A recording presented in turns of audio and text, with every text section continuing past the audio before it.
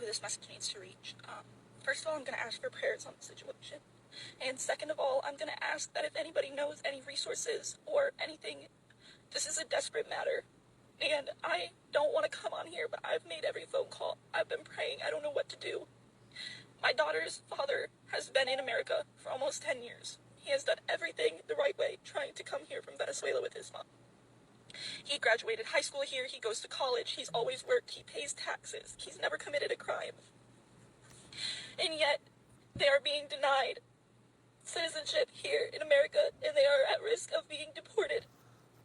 My daughter is 3 years old, and I don't think anybody is understanding how dangerous it is in Venezuela right now. Did y'all catch the messages of the post homegirl reposted?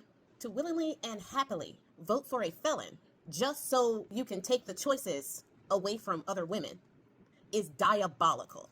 Happy about voting for a felon and someone found liable for SA just so you can hurt others and take the reproductive freedoms away from other women, which I can do a whole video about by itself, because it's not taking the choice of whether or not to have a kid in most cases. In most cases, it's taking the choice away from doctors whether to save that woman's life if that pregnancy goes wrong. That's most of the cases that is happening right now. But in that video, in the rest of the video that I could find, you talk about how your boyfriend's mother was forced to do terrible things in Venezuela. So you care about her body now. If she had become with child when forced to do those terrible things, would you have forced her to have it?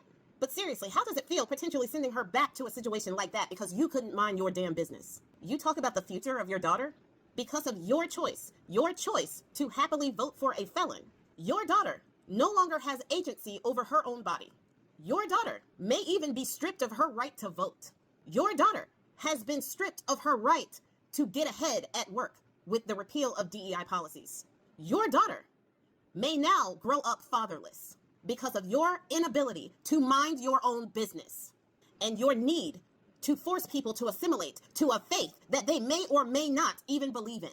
The Bone Spurs campaign was very transparent about their ideas when it came to mass deportations. Where did you think that those millions and millions of immigrants were coming from when the vast number of crimes committed in the United States are committed by American citizens, born American citizens, not immigrants? But the thing is, the stats were so easy to fact check. It was so easy to look up and see through the lies that he was telling you.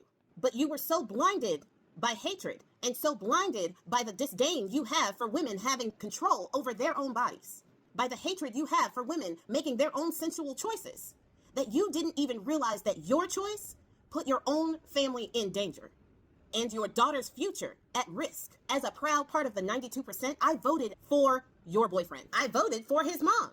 I didn't have to know them. I didn't have to think that they are one of the good ones. I didn't have to know how hard they worked to be in this country. Because just like your family, your boyfriend worked hard to be in this country, so did everyone else who has been in this country, working our fields, working the hospitality sector, trying to get educated and build a life for their families, fleeing persecution in their own countries. They worked hard too. And I didn't have to know them personally to fight for them with my vote on November 4th, 2024. But when your disdain is higher than your intellect and you have an inability to empathize and have compassion for other people, this is what you get. So it just seems to me as if the F around is now coming all the way around to the finding out. Have the life that you voted for. Everyone else is.